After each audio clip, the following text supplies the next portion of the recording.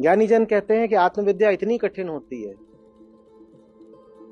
कि आत्मविद्या यदि सध गई तो बाकी जितने तरीके की कलाएं होती हैं और कौशल होते हैं वो बच्चों का खेल लगते हैं।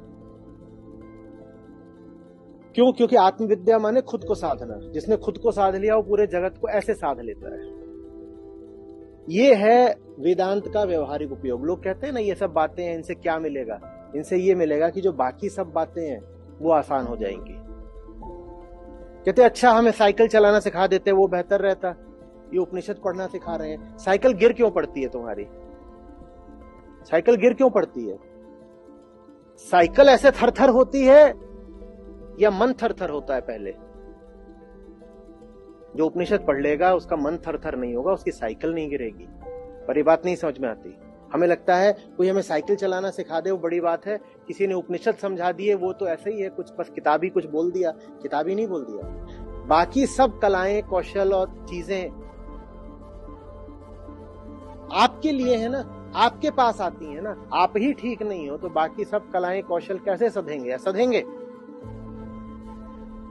तो ब्रह्म विद्या या आत्मविद्या पहली विद्या होती है। कहते हैं जिसने ये पकड़ ली उसको अब पूरी दुनिया बच्चों का खेल लगेगी। अध्यात्म हमेशा से, सोचिएगा, विचार करिएगा, इतिहास में सदा एक इलीट चीज रहा है। जो समाज का एक प्रबुद्ध तबका होता है, अध्यात्म बस उसकी चीज रहा है। वो मासेस की चीज कभी नहीं रहा है। जन सामान्य तक, सर्वसाधारण तक उसको ले जाना है, नहीं रहा है। भारत में भी नहीं रहा है, बाहर भी नहीं रहा है। हम प्रयास कर रहे हैं कि बिल्कुल आखिरी आदमी तक भी अंतिम सत्य को लेकर के आए। आखिरी आदमी तक भी आखिरी बात पहुंचनी चाहिए।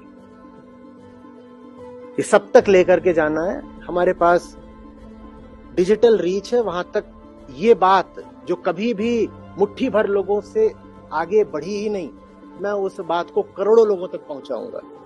हम वो प्रयास कर रहे हैं। वो प्रयास इतिहास में पहले कभी हुआ ही नहीं।